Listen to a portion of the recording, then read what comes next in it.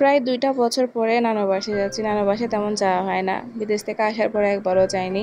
কি মনে করে যাচ্ছি সেটা আপনাদের সাথে অবশ্যই ভিডিওতে শেয়ার করবো। হ্যালো এভরিওয়ান, আসসালামু আলাইকুম। কেমন আছেন সবাই? আশা করছি সবাই অনেক বেশি ভালো আছেন। আলহামদুলিল্লাহ, আমিও আপনাদের দয়ায় ভালো আছি। তো আমরা যাচ্ছি হচ্ছে হালিশহর আমার নানুর বাড়িতে, প্রায় অনেক দিন পরে ধরতে গেলে।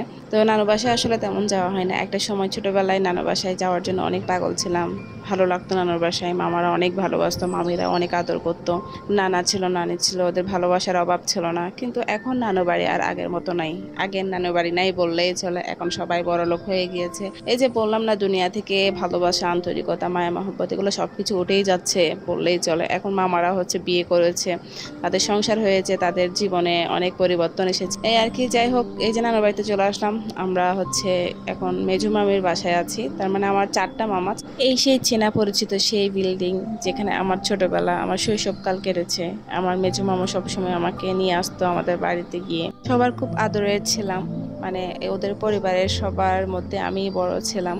আম্মু আন্টি সবার মিলে আর কি, আমি ওদের ভাগ্নি, খুবই আদরের ছিলাম। ওদের ভালোবাসা, ওদের মায়া, ওদের আন্তরিকতা, এই ঋণগুলো না কখনোই আমি শোধ করতে পারবো না। আমি যথেষ্ট ভালোবাসা পেয়েছি আমার নানুর বাসা থেকে, যথেষ্ট ইম্পর্টেন্সই পেয়েছি, যথেষ্ট সম্মান পেয়েছি। আমার নানু বাড়ির আশেপাশে যারা আছে, মানে ওরাও পর্যন্ত আমার খুব ভালোবাসতো। আমি খুব মিশুক ছিলাম, সবার সাথে খুব মিশতাম, সবার সাথে। আর বিশেষ করে হচ্ছে যাদের পাশে নতুন বউ আনতো না, আমি সবসময় নতুন বউ দেখার জন্য ওখানে গিয়ে বসে থাকতাম। ছোট ছিলাম তো বুঝতাম না। তো এই যে 4তলা হচ্ছে আমার ছোট মামা হচ্ছে 4তলায় একটা ফ্ল্যাট করতেছে। তো খুব সুন্দর হচ্ছে ফ্ল্যাটটা, ছোটখাটোর মধ্যে খুবই সুন্দর হচ্ছে। আমার ছোট মামা অবশ্য দেশের বাইরে থাকে। তো হচ্ছে সবাই এক একজনে এক এক তলা করে নিয়েছে। ছোট মামার ফ্ল্যাটটার কাজ বাকি ছিল, সেটাও মামা এখন কমপ্লিট করে নিয়েছে। তো আমরা নানু বাসায় এসেছি বেড়াতে। এখানে আমার আন্টিও এসেছে, আর ভিডিওতে যাকে দেখতে পেয়েছেন সে হচ্ছে আমার ছোট আন্টি আর হচ্ছে আমার ছোট মামা। তো এই যে আমাদের সেই বিশেষ ছাদ, যে ছাদের মধ্যে আমরা হচ্ছে, আমি, আমার মামাতো ভাই 2টা ছিল, মানে আমার চেয়ে 2-3 বছরের ছোট।